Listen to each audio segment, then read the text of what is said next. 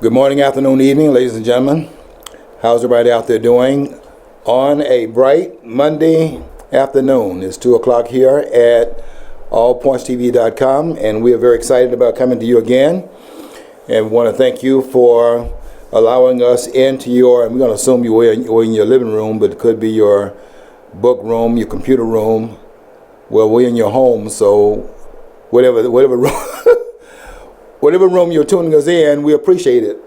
And we're very happy to be here and be given another day to come and be blessed by your attendance out there. Yeah, and we promise not to raid your icebox. And we're in your home, but we're not going to raid anything while we're there.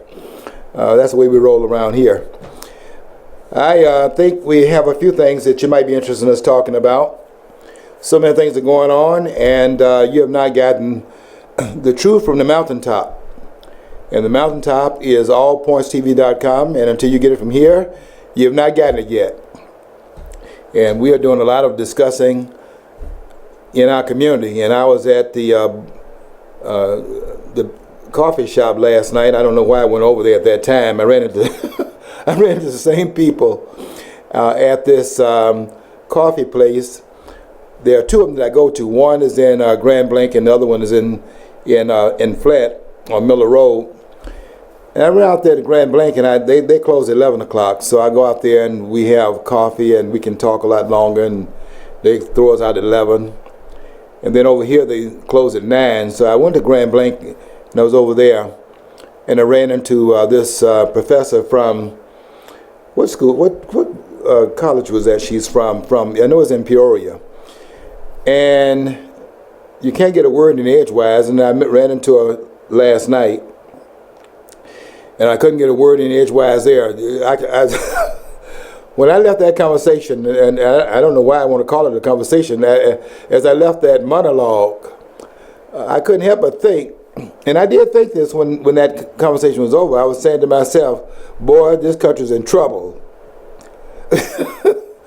I mean, I couldn't believe the things that was being said. And then when you wanted to retort and give some rebuttal on what was being said, then it was another interjection of some more ideas about how wonderful things are going and how great a job Obama is doing. And I had to listen to that. I don't know how long that lasted. I know after it was over, I needed another cup of coffee just to calm my nerves down. But that was, I kept shaking. Inside of my own persona, I was shaking my head because I could not believe the things that I was being told. And I can see what is on these university campuses. And that's what I heard was kind of like what you hear when you're on the university campus and when you're talking to these professors, almost all of whom are on the left, and you're getting this kind of conversation. Michelle is doing a good job, and she's not doing any racial profiling. She's wonderful. And she's Jackie Ness in her demeanor. So we got Jacqueline Kennedy in there, and she has the same kind of a projection of her personality as the First Lady as Jackie Kennedy had, and they have the same amount of class. And no victimization, all of that is gone, and I just couldn't believe all of the things that were going on that was going on behind my back. That things were more wonderful in the country than I thought, and this guy's doing a great job, and I've been missing it, and I continue. It makes you wonder sometimes. It's like, are we talking about the same country? We got a reduced credit rating. We got a deficit. They're claiming he's shrinking. I don't see it. I don't see how he can. And yet these people just got everything glowing about him. And I went, I didn't remember a new era of, like, the rainbows popping up. Or now there's rainbows all over, okay, because of the ruling. But I mean, I just don't see it. I don't see this grandness that they're just seeing. Maybe I'm the one divorced from reality. John, I don't know. John, it's amazing. I'm going to be talking about these articles that came out. I haven't finished my post for the day, but I'm working on it, and I'll finish it up when I go back home. But there are a couple of articles that came out, and they were saying that based upon last week, what the Supreme Court ruled in two different major court cases. One, as you know, was the ruling that it made on Thursday of last week, and that was Obamacare, where there was a 6-3 verdict in that case, where Roberts was over there again, showing us that he's a turncoat and can't be trusted. He's all over the place. And in a 6-3 verdict, they found language in the Affordable Care Act that's not there, and it allows for subsidies to be given to the Obamacare Act, and so states are kind of like compelled to be a part of it. And they found some language in there that's not even in the language that they could in fact hang their hat on and make that ruling. And so that was a 6-3 verdict. And then Friday we got another shot of Novocaine. They've been narcotizing us against reality for 7 years on this administration. And in a 5-4 verdict, the Supremes, you know, the ones that Mark Levine calls the, I don't know why he said the men in black, because we got women on there too. And those, in a 5-4 verdict, you could count on 4 being over there, and then you join in, then Kennedy goes over and join the coalition. They had a 5-4 verdict. And then Roberts is back over here with this one, so he's all back over here with the conservatives on the court. And now we have same-sex marriage in all 50 states. And in the articles where they were talking about how this, without any question, has authenticated forever and ever Obama's legacy, which is now great because by him having these 2 premier court rulings that pushed us down the road further to tyranny, that is to be commended because Obama has shown that he's able to get things done. And this is a great thing according to those who write these articles. And I want to read you, since everybody is so laudatory about what happened this past Thursday and Friday, I want to read to you what, if you don't mind, in this political correct environment, you know, you wonder if you can tell the truth in this country anymore. And so I want to read you, since everybody is saying how wonderful it was that the court told us that we don't have any voice in it, and they can in fact decide up there. They know it all, and they are endowed by the Creator, not with anything that the founders expressed in the Declaration of Independence and the foundational documents of the country that includes the Constitution. They know it all, and so they came down from the mountaintop. I don't know what tablets they were carrying, but apparently there were some tablets they were carrying down from the mountain, and they came they came around the mountain. She'll be coming around the mountain when she comes, and when they came around the mountain or down from the mountain, they came down to tell us that they have been endowed with supreme wisdom on the Supreme Court, and they know best for us that what we should have decided at the polls. And so now we have the right to, we have gay marriage in all 50 states, and they know that that is in fact the will of the people, because the 9 judges, the 9 Supremes, 5 of them decided for the whole nation what will be the going rate.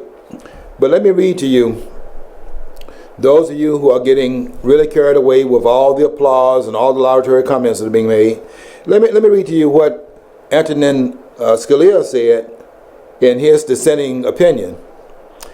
And I won't even begin to tell you what they've been saying about what Clarence Thomas wrote.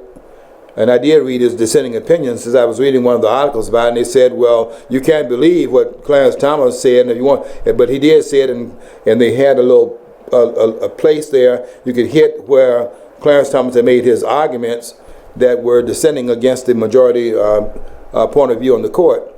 And I did read that, and I will make some mention of that as well, because that's what I'm writing on in my post today, and my post is going to be dealing with the legacy of Barack Obama compared to the legacy of Clarence Thomas. And I know it's going to make a lot of people mad, because in the black community, to mention Clarence Thomas's name is almost like inviting an assault. And I'm going to invite that assault, because if that happens, then I'm going to invite you to understand that I'm not going to sit there and like a bump on the wall, and that you do all of the as if you're in a boxing match. So I'm gonna turn a lot of people off today, and I know they're not going to be happy with what I'm going to be writing and what I'm written so far. I'm only about 3 pages into it, and I'm trying to cut my narratives down, but it's very difficult because there's so much to be said on all the issues that are now before the nation, and we've got to get out here and fight. We don't have any choice in the matter because we're losing our country. But let me read to you, since everybody's out here applauding the Supremes this past week, 6-3 in the Obamacare verdict, the Affordable Care Act. We don't have any affordability of the act, and we don't have any more care than we had beforehand. In a lot of ways, we have less care. So the Affordable Care Act fails just on the face of what it was intended to do, none of which we can see. And then in the same-sex marriage, they're making a claim that the 14th Amendment, and that's offensive because the 14th Amendment was the amendment that provided citizenship for the newly freed slaves after slavery was abolished by the 13th Amendment. Then the 14th Amendment said that they would have due process of law, and their citizenship would be bestowed upon those who were free. Now they're using that amendment to justify the Supreme Court having come together 5-4 and decided that same-sex marriage is also a privilege or right that is in the Constitution. And you know something, the framers could not even remotely foreseen that we'd be at this critical moment in our history where you have people of the same sex marrying each other. And they wanted to say that was something that is laid out in the equal protection of the laws, as if to say that you cannot stop discriminating against people who have same-sex relationships and love for each other. You know what I don't understand is everybody's celebrating this, and I'm a real cynic about. I think the government should be out of marriage anyway. I don't think that should. Basically, the only reason why the government's in business of marriage anyway is so the accountability for who's going to take care of the offspring that these relationships might produce. When and if the inevitable happens for like 80% of the population, they're going to get divorced. Okay, they get married, and marriage is a leading cause of divorce, but. I just think that basically people are just like this guy posted, and I posted right afterwards. He's got a point. He said, "Aren't you? You're celebrating. You got the chance to ask permission to get married." And that's what it is. That's what it boils down to. Can we get married? Are you going to recognize it? Who cares? Yeah. If you want to go to the institution of whatever you go to, religious or civil, and they give you a piece of paper, I don't understand that. I think you should. I should think you should be able to step up to the plate and say you're acknowledging you want to make your life with this individual. But see, as being around marriages that have failed so badly, my parents actually stayed together married for 40-some years, so I can't really be like, this is not personal, but this is observation around, okay, it's like, I just don't understand everybody having to have permission from the government to get married and thinking that now is some great milestone to be cheering about. Because you're basically inviting the government into your life when you never had that before. Well, I think that the only way government can justify being involved in it is what the government gets out of the heterosexual marriages, and that is, and they get out of it taxpayers, and they get persons that defend the country. So I could see that more than I can them injecting themselves into same-sex relationships where there is no societal benefit. And it certainly should not be. People that have affiliation for each other should not be suborned by anyone. Nobody should tell individual who they should love. The question is why do you endorse marriage? And why is the state involved in the endorsement of marriage? And the state is involved in it because the only way it can be justified is that there are certain things the state is advantaged by having marriage if it is that between a male and a female. One is that the ordination in terms of religion.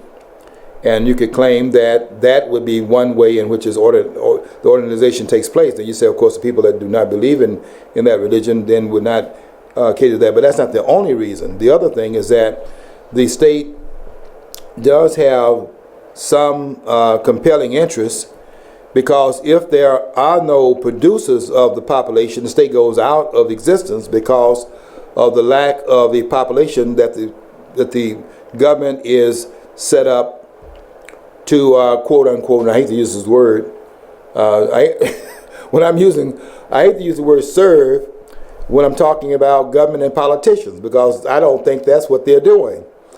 But they serve their own interest. That's what they're. That's the reason why. See, you struck upon the reason why they're so concerned about marriage. Basically, they want to be able to say, "You're a couple, and we're going to be able to tax you at this portion of your earnings, so we can actually give more money away to people we made promises to, so we can keep in power, so we can harass you, beat you down, and make sure you produce for these non-producers." So that's basically what the whole thing about marriage is. I mean, put yourself in yoke. Yeah, the government has a tax interest in the marriage. I mean, let's face it, it's not a benevolent interest, it's a self-interest. Government is not benevolent. And this idea, every time they put these words on these laws they pass, Affordable Care Act, I don't believe that. Government didn't make anything affordable. Bureaucracy is government. And bureaucracy adds layers of cost. Anything that was at a certain cost before they got involved, the cost is going to increase, it's not going to decrease. And we have no examples of it. Yet that's what they tell us, because they don't respect our intelligence. They don't respect us, telling us this bogus thing. If you see how the bill's named, you can generally tell that's going to be just directly opposite to how it's named. Or Affordable Health Care Act, BS. It's just the opposite. A gun owners of responsibility for gun ownership or something. No, it means restriction on guns. So I mean, it's not about gun ownership; it's about restricting gun ownership. But you can't say that and sell the product. You know? You take all these laws they pass them under the greatest names, and do just the opposite of what the names would imply they're supposed to be doing. And that's the way government operates. It does its misdirection, and they're just so wonderful. They're doing all these great things on our behalf. They love us so much, and they're working our interests up there. And they put the National Security Administration up there, and they're looking at the security and letting everybody in the country. And there's Al-Qaeda at our borders, and many of them are coming in here, and they're importing them from Syria. Folks, I got to tell you something. We have two oceans that separate us from most of the world. Over here we got 13 countries in South America, we got some nations in Central America, and we got those island nations, and we got Canada and Mexico.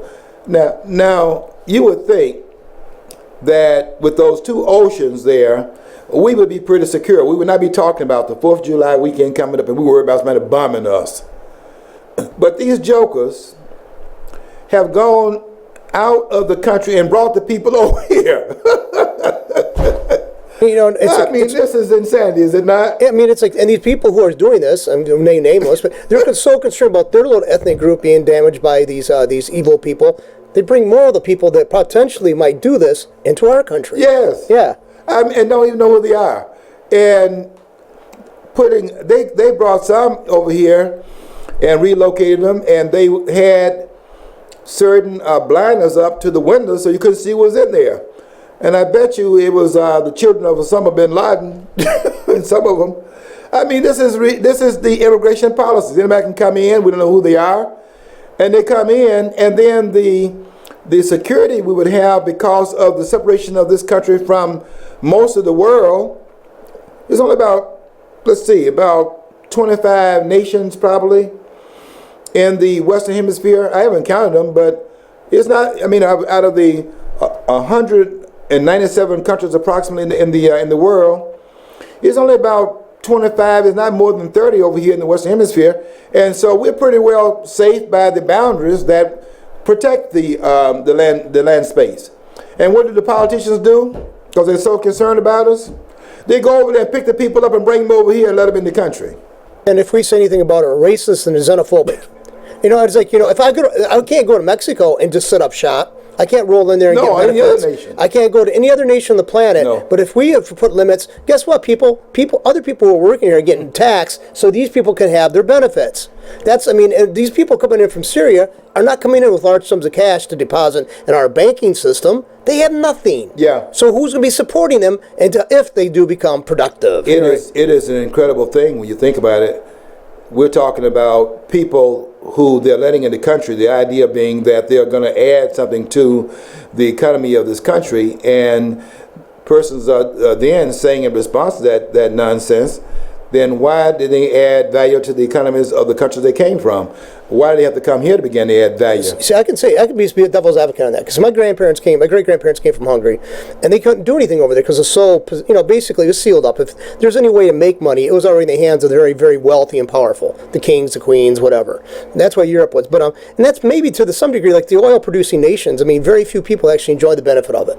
I mean, like in Saudi Arabia, it's usually the Saudi family that enjoys it. It's not spread out equally. I mean, basically, a lot of people are unemployed there. I mean, but they get some benefits or something like that from the government through that, for the revenue coming off the oil, but that's all questionable. But some countries do, like Jeff Bezos, founder of Amazon, came from Cuba. Okay, well, I know I love Amazon. I mean, I buy a lot of stuff from her. But so there's somebody down the road. But if you just look at it, at the masses we're bringing in, and the economic situation our country's at now, when we don't have the large-scale industrial jobs to employ people with a very limited skill base, then we're hamstringing our own economic development, because now they're dependent upon the system that's already overburdened. Yeah. So that's what the problem. There's a big difference between 80 to 100 years ago immigration than immigration now. Well, your parents coming here went through the front door, and there was a certain amount of selection that went on in that process. They went to Ellis Island. And not everybody that reached that island came into the country. There was a selection that went on once they got there. They had quotas, plus you couldn't have diseases. You couldn't have a criminal record that they could trace. Yeah. Of course, back then it was easier for somebody just to change their identity. Before they came over here, get more papers. I mean, that was easier to do. But overwhelmingly, they did have like a gateway. And let's face it, it's a long distance swim from the Atlantic Ocean over here, like the rest of us came from. So, I mean, there's significant difference. And we didn't flip back and forth on an airplane whenever we went to go see mom and pop back in, the old country. We basically cut our ties and become Americans. Yeah, well, I would have no problem with the gates being open if we didn't have a welfare state. I'm with Stefan Melano on this one. I think that if you don't have a welfare state and people have to come in here and make a go of it on their own merits, then that's one thing. But when you have a welfare state as we have in this country right now, and they come over here to get on the government dime, paid for by the taxpayers, and you'd be surprised at how expensive that is in terms of what we're doing just in the university proposition, because those persons come over here from other parts of the world and they get tenure over here, and they go back to their country and retire at the government expense, at the taxpayers' expense, going back to their countries. That's a very expensive proposition. We have not added that cost up. You know what? Actually, I was told, and I believe this, that actually people in other countries are shown, they got forms, welfare forms, how to fill them out when they arrive here. And actually, I knew people who actually had a business in the local area when I was a kid, that I actually was over there to business, and they actually had paperwork on their countertop at this business. And it was actually from Catholic Social Services and other social services. They owned a business here and they were still on the welfare dole. And that puzzled me how they could do that. I mean, they had the money enough to start a business. Yeah. They bought a building, they bought all the merchandise to sell in this business. They got creditors set up, their suppliers, yet they were getting welfare. I didn't understand how they did that. Some of them have money in the bank, and they are living on the government dole, and they don't feel any ways tired about that. And we don't have any accountability, because I tell you this, the politicians don't respect the taxpayers of this country. Oh, they mock you. If you ask about that, they just mock and sneer. I mean, their arrogance and there's a local politician, a city councilman. I can't rename him because a lot of people like the guy, but I mean, every time he answers a question in public, somebody asks him, it's a snotty, sarcastic answer. He cannot be polite if you put a gun to this man's head. Yeah. And that's where they are on the national level too. Yeah, John, it is amazing when you really pay attention to what's going on. I would like to see a lot more people begin to put their attentiveness in the right direction. Let's focus upon these politicians and what they're doing, because they're taking this country down. And these rulings last week did not serve this country. I'm not for any discrimination, but I'm also for the American people having a voice in how they're governed in this country. We're supposed to have, according to Article 4, we're supposed to have a Republican form of government. Every state, as a matter of fact, is guaranteed a Republican form of government. And how are you going to have a Republican form of government when 9 people are deciding the fate of the country? And it's not even 9. It would be one thing if the 9 could agree, but there were as many on one side of the question as it was on the other side. And how we are putting the credit in these verdicts? And 5 members of the court who are philosophically driven on this side of the political divide, and you got 4 others on the other side, and got a swing vote going back and forth. Can't make his mind what side he's going to go with in various rulings. And we're supposed to believe that these people have some kind of intuitiveness that nobody else has. They can make up their, they can have by one vote, they can determine what country we should live in and what kinds of laws we should live under. That doesn't make any sense. And they're celebrating that. They had a cartoon when they announced the 6-3 verdict of same-sex marriage. They had a cartoon, and they had everybody throwing their hats up in the air, and they were outside the Supreme Court building, and they were cheering. And so they said, "Are those persons that are going to get married?" And the caption said, "No, those are the lawyers." they were cheering. I post that too. It's like all these family law practitioners, divorce attorneys, they got to be salivating. Yeah. Now another group of clients, our coffers are going to be filling up right now. We can hear the ka-ching, ka-ching. Yeah. That's another. I post because I just see that everybody's like, it's got so la la land about this. It's so wonderful. Isn't it so romantic? And it's like, well, most hetero relationships end in divorce. So guess what? I think a good portion of these are going to do the same thing. So. I think the statistic is that it's not that much of a difference between the two in terms of divorce rate. It's just that when more people get married, by the fact that there's more getting married, there'll be more getting divorced. And so that's why they're throwing their heads up in the air, because they're glad to have an enlargement upon marriage, because there's also going to be an enlargement upon the number of persons going to court seeking separation and divorce from the marital partner. So they benefit, by it as well. So they're out there cheering because they know they're going to get a benefit from it. I remember I was at a political rally where somebody brought this up to Libertarian candidate Pat Clausen. This is about 8 years ago, and he goes about gay marriage. He goes, "No, I'm all for it. I think misery should be enjoyed by everybody." So it's like I'm not a misogynist. I'm not like against marriage. I just see that it's a reality that most people don't stay married to the person they're originally married to. And it usually ends pretty bad. And that usually goes to a court. And you're right; these business owners, these lawyers, are going to be the ones profiting off of it. They're going to profit from it, and they're happy as a person that's a kid in the candy store, and because they're going to benefit, because there's going to be an increase on the people that are giving business to the attorneys. They're going to reap the rewards of this. But I'm not so sure that's that same benefit for society. I'm not for discrimination against people that I don't think we have any role to select who a person falls in love with or who they love. That's not my business. I'm not going to be in anybody's bedroom trying to look and see who's doing what to whom and when. That's a very private matter. But I think that if you say that you have to stop the discrimination by adding to what marriage is, you have to change the definition of marriage. I don't think that you have to change any definition to stop the discrimination. It would be the same thing in my way of looking at it, of when they had these laws that discriminated against blacks in this country. I don't think it would have been fair to ask blacks to stop being blacks and become what they are in some of these Latin American countries, where black and white is not defined by color, but by your station in society and by the amount of money that you have. There's some people that look like the ace of spades, and they're white because their money is more than some of the others in the population, and it's determined upon your class. So it's not so much a color scenario as it is some other factors they put into the mix. But my point is that I don't think that you need to have any laws passed that treat this group special. You just need not to discriminate against them and allow them to have relationship with the person that they love. But you're shaking the fabric of society by what the court did last week. And now I tell you what's going to happen. We're going to have a lot of suits here because by them making it legal in all 50 states, now when you go to those bakeries and ask them to bake a cake and they have a religious objection, it brings in the First Amendment now because they may have a religious objection. The question, though, is can that objection be sustained under the First Amendment since the marital arrangement has been legalized in 50 states?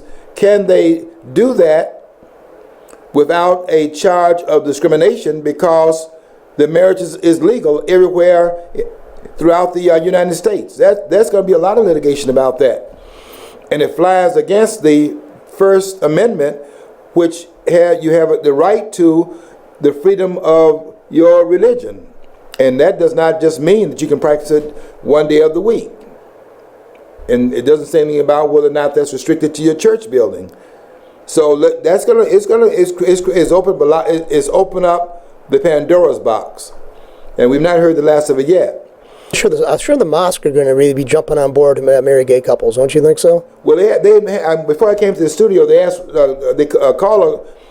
called in to Rush Limbaugh's show, and they said, "Don't you think that this is going to? How many people you think are going to be in the marital situation for the Muslims?" He said, "None." He said, "But it's not even aimed at the Muslims. This is aimed at Christianity.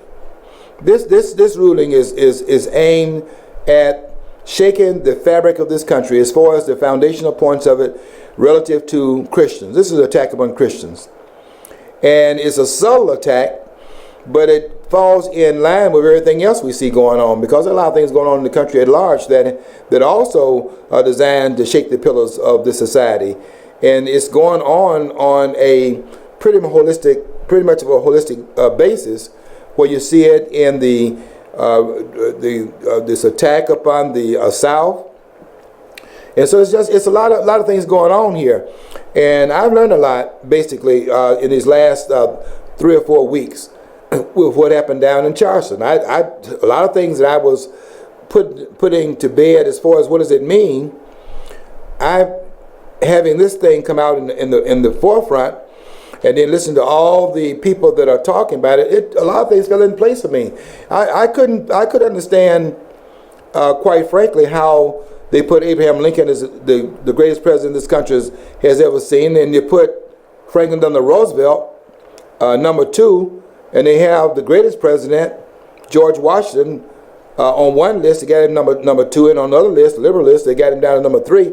And I couldn't understand how that could go on. But this taught me something. It taught me how long the statists have been at this undermining, this undercurrent that we could not see until it came out of the woodwork. And that's what happened. They surfaced. We're looking at the surfacing here. But this was something that was going on for quite some time, at least for the last, since the 1950s, certainly, in terms of how we now look at the Lincoln mystique, because nobody was putting George Washington 3rd or 2nd on the list, not in that time period. How could you take the first president of the nation and put him down beneath the others whose example they're following? This man is a model for the rest of them that came after him. And that model was so strong, as a matter of fact, they didn't need a law until the 22nd Amendment to restrict how many terms the president would serve. Nobody would dare violate that canon that was put in place by the first president of the United States. That shows you how canonical that and iconic his image was. And you could not have put Lincoln up there above that, as they've done now. And every historian, every list I look at, starts out with Abraham Lincoln at the top. And I brought books to prove that can be the case. These books right here, and a third book I brought for another reason, but I brought the book by Thomas J. DeLorenzo, who has a book out called Lincoln Unmasked. And this book about the book that talks about the real reason why the Civil War was fought is a book called Those Dirty Rotten Taxes, written by Charles Adams. Those documents right there show that narrative doesn't work, because the Civil War was a tax objection. And I want to say something about that would be critical to why this narrative is playing right now, that if some things had happened in the past, that narrative would not be possible. I'll make that comment later on. Let me read something I said I was going to read some time ago, and that was the comment made by Antonin Scalia, who wrote one of the dissenting opinions on the same-sex ruling, the 5-4 ruling by the Supreme Court. And here's what Scalia said about it.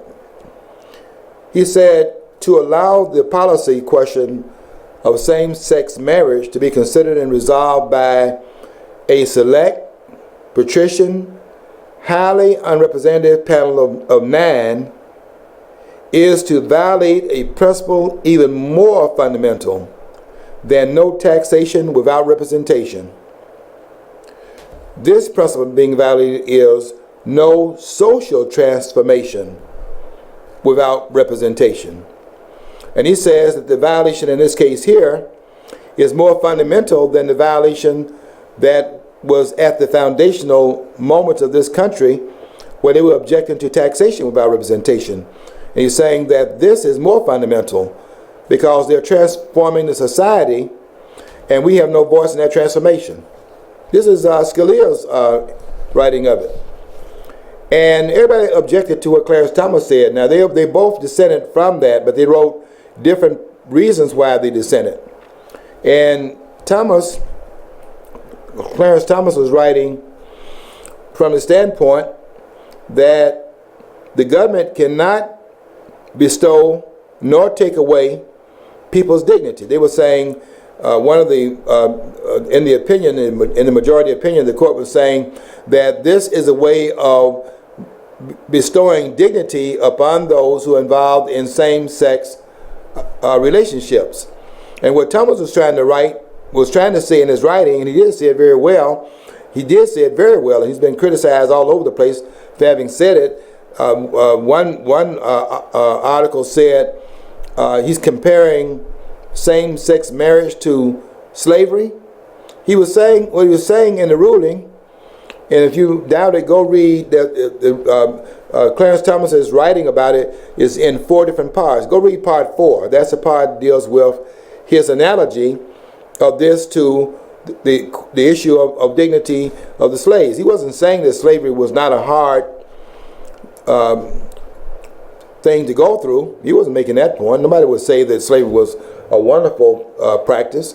But what he was saying is that slavery did not take the dignity away from those persons that were enslaved.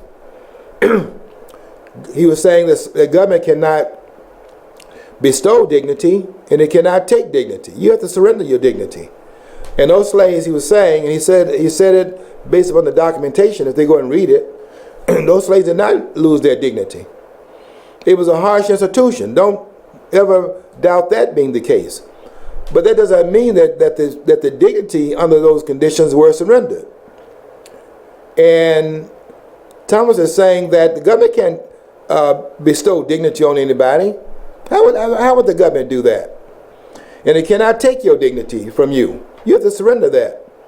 No matter what government does, and it does a lot, until you give the government your dignity, surrender it, they can't take it from you. It's just like when I was coming up as a child, my mom used to tell me all the time, particularly when I wanted to go out and play, she said, learn something, put something in your head, because that's the one thing they can't take from you, something that you know. That what you know, nobody can take it from you. Your coat, your shoes, those things can be taken from you. But the things that you have in you, those things can't be taken, they have to be surrendered. And now that he made that comment, everybody's on his case because they can't believe he said that. And how did slavery get in here? And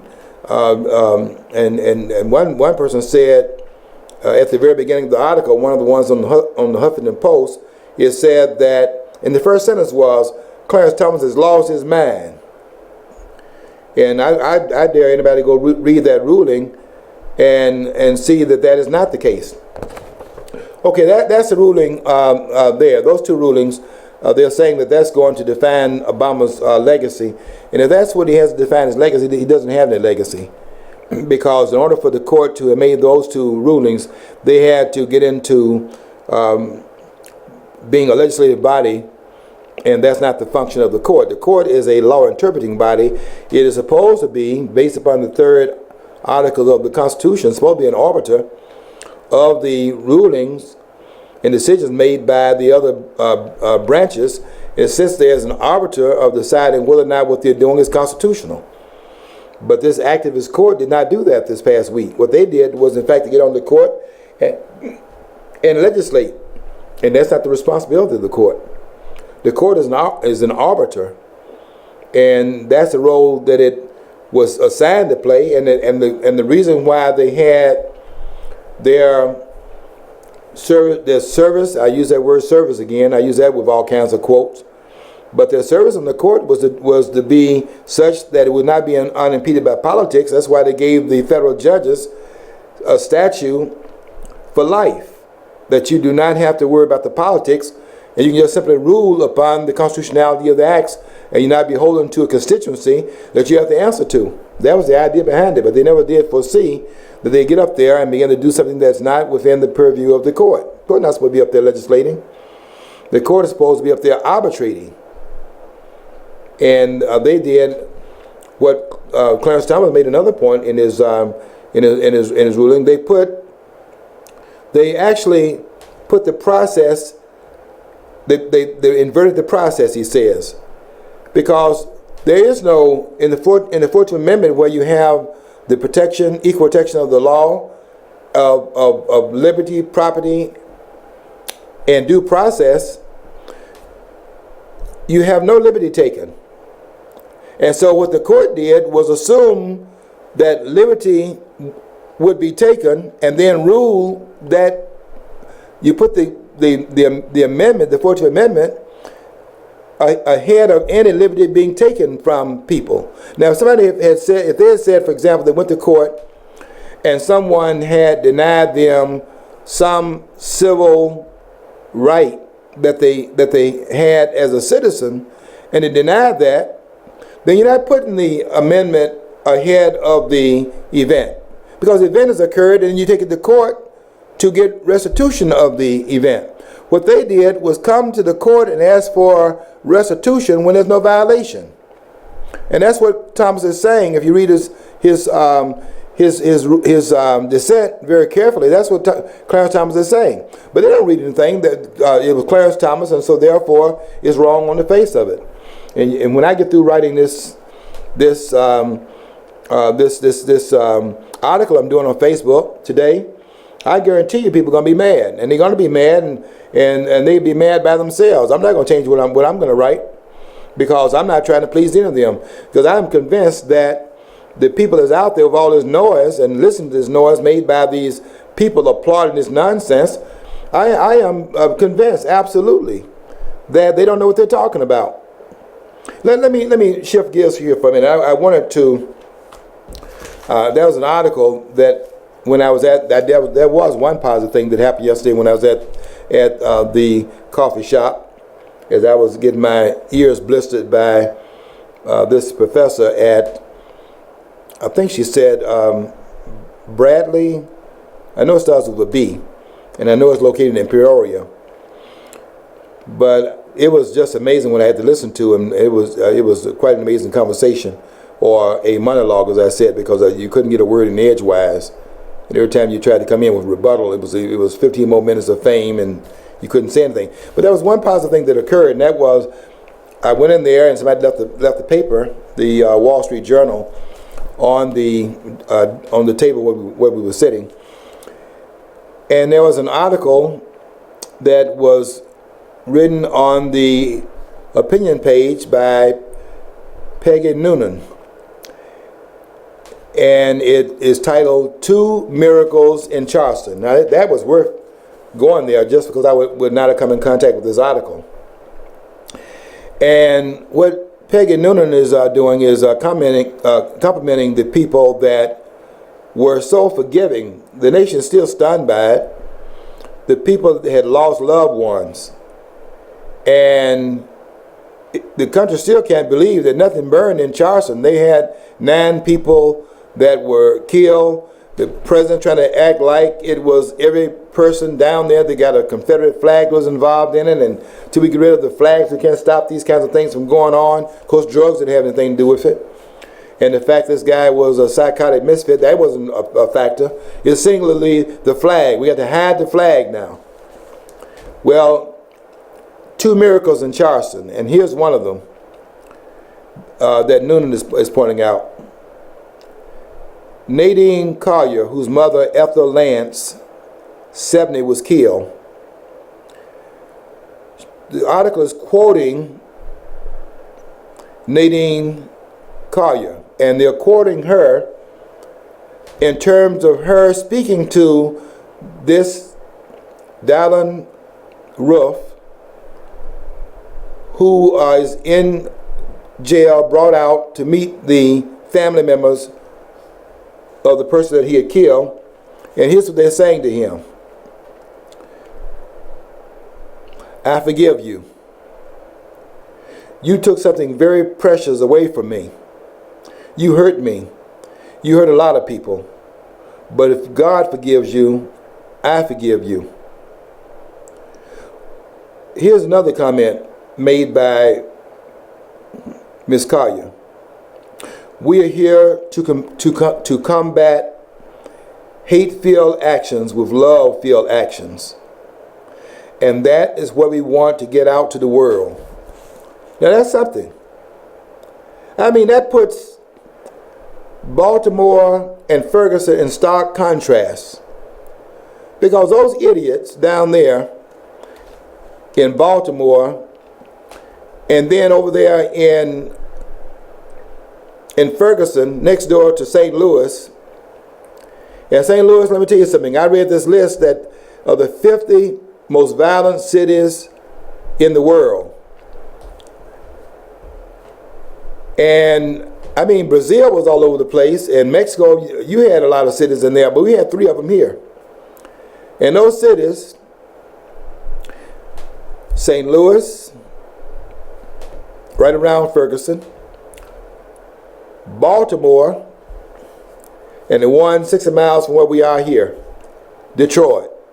Out of the 50 most dangerous and most violent cities in the world, 3 of them are in the United States. Brazil, you had a lot of them. Mexico, you had a lot of them. But there were 3 here. And we had a tone set in stark contrast to the city next to St. Louis, Ferguson, because Charleston, South Carolina stayed true to its historical place in this country's history.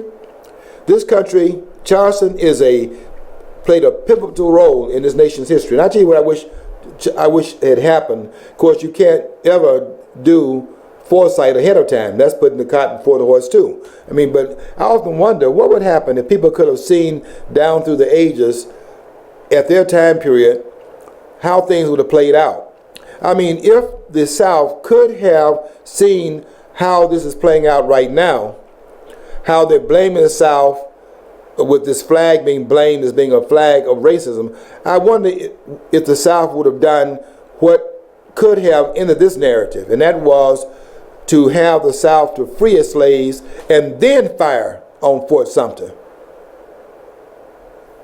Because, see, then it would be clear about what was going on in this war. But you know, that would be fortuitous, wouldn't it? Because you can't project into the future. I ask my friends all the time. You know, I do something that what Magruder did in his cartoons that he did on Doom's. I think it's called Doom's Boondock or Doomsbury. What was the name of that series of cartoons that Magruder did? But in the ones where he had that's the I think that's Boondocks or something. Boondocks. Yeah, it's called Boondocks. And he has King in a coma all these years. And he comes back. He wakes up in the middle of what's going on right now, and he can't believe people out there on the dance floor, and he can't get anybody to listen to what he's talking about. And then he says, "Will you?" And he used the word that President Obama used out in the open. That shows you his disrespect for blacks. That guy knows that word is not part of public discourse. He had no problem using it because he knows they're not going to hold him to account. But if they'd been Amos using it, there'd be people outside the studio demanding that he be fired. But this president used it in a conversation with a guy that has a podcast program. This guy named Marco. Yeah, and the name of the podcast is WTF, which stands for you know what, you know. Yeah, and it's like, yeah, he's just, I don't know, he's just inflammatory too, and it's just disgusting. It's absolutely disgusting. I went over there, and the president said it's very revealing of what is going on. A lot of this president has lowered a lot of the masking that he was involved in during his first term, and of course he was masked during the election in 2008, very masked, because he's nothing like the person that campaigned for president, and that needs a whole different discussion as well. But he said he was trying to appeal to and get to a non-traditional group, those that therefore would not be listening to CNN and wouldn't be listening to MSNBC and certainly wouldn't listen to Fox. But the question is, why would the president be trying to reach that element? Well, that's probably where the Crips and the Bloods are. And it's probably those people out there that will be doing what they did in Baltimore and what they did in Ferguson. Not the ones that's down there in Charleston, South Carolina that remain calm. And that city did not go up, and there was no room for anyone to go in there. And did you notice that Sharpton didn't go in there? Did you notice there was an absence of the Black Panther Party? And then Farrakhan spoke in Washington, not down there in Charleston. They would have been out of place down there. Sharpton didn't go in there. Nowhere was he around the funeralizing that took place. It was such a large crowd, they had to do it away from a church. 6,500 persons there. And they commending in this article I was telling you about, where they were talking about how Obama's legacy has been secured. They were just so, they used the word, it was astonishing, the president, that ended his talk at the eulogy of the pastor named Clementa Pinckney of the Emmanuel AME Church, that they were so stunned. It was astonishing, they said, that the president would end it by singing Amazing Grace. I looked at it as mockery. Absolute mockery. The song Amazing Grace had nothing to do with his talk. His talk had nothing to do with the fallen pastor. This was a political speech. This man was politicizing the murder of 9 people, running his agenda of gun control in violation, if he did that, in violation of the Second Amendment, and blaming a flag for the murder of 9 people. It was almost blasphemous what went on there. You know, when I was a kid growing up and going to school, and somebody called you a name, you reacted to it, you punched the kid out, the teacher would take you aside and say, you can't let people get you going calling you names, you can't let them provoke you to this kind of stuff. Yet, it's okay to do it on a large scale. You know, people can riot, do whatever now, because they're offended, they're hurt. Well, I don't understand deliberately flaming the fires, but people will call the people names. They do it to religious people all the time. They do it largely Christians. They do it to everybody. I mean, can't they just grow up? I mean, this group can't grow up and say, guess what? Those are a-holes, jerks, whatever. Move on with your life. No, we're going to pass legislation and make it like Piers Morgan wants to. Anybody says that, dreaded Edward, he wants them arrested and thrown in prison. Yeah. I mean, I guess this Brit has never grasped the idea of the First Amendment yet, right? Yeah. Yet he's supposed to be a bloody journalist. We don't have a grasp of the Constitution anymore, and we don't allow it to speak into these disturbances that we're having in the country. We don't have a standard anymore. But I remember we would say, when persons were making these comments, that was a challenge to us, and some of it was a hitting against our character, you know, questioning our integrity as in some ways, you know, your integrity as a human being. And we had this saying, we had had learned, memorized our response to it. Sticks and stones will break my bones, but names will never hurt me. And you just kind of, did this. You kind of, it's like they're saying that. It's like you rub that off your shoulders and you go on with your business. It didn't bother us. If you said these things, I mean, it was true. And it was also, we would say that it's not what you called me, it's what I answer to. And I used to see person saying, hey, dog, when I was in public school, they say, hey, dog, and everybody in the hallway would turn around. Well, you answering to that. So what does that say about what you think your humanity was? I didn't turn around because I knew they weren't talking to me. Couldn't be. Now, if Lassie was out there, I would think that probably would be, see where he's located, but I never turned around. And, of course, they never would address me that way in the first place because they go home. But it's amazing how we have gotten to the point where no one can say anything in the country anymore. They had a cartoon where they had this woman and her daughter was in a bathroom, and they had a male at the, using the bathroom, and the little girl said to her mom, she said, Mom, there's a man in here using the bathroom. And the mom said, whispers to the girl and says, you can't say that. We can't tell the truth in the country anymore. Because that's what we are. We're in so much political correctness that we can't even have a decent conversation anymore. But I tell you what I wish we could do. I wish we could have enough foresight sometimes. And they could have, in the time period in which the war was being fought over the objection to big government, which is what we had this past weekend. That was nothing but big government. And if we could understand the real issues involved in the Civil War, and you go back and read it, and this book right here does a good job. It's not just about that, but it certainly defines what this war was about. The book by Charles Adams called Those Dirty Rotten Taxes. This was a tax war.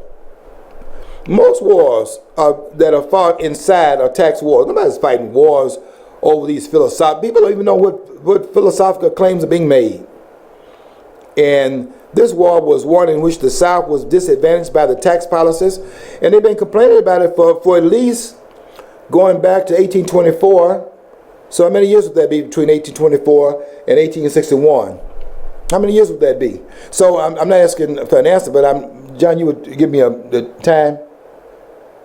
Yeah. So they've been complaining about this at least going back to 1824. And when they passed the tariff of 1828, South Carolina was the first one to call it the tariff of abomination.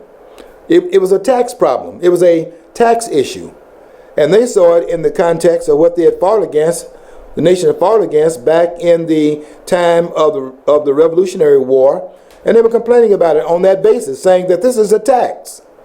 And we have the same objection to this tax as the framers had when they objected to the tax in Great Britain.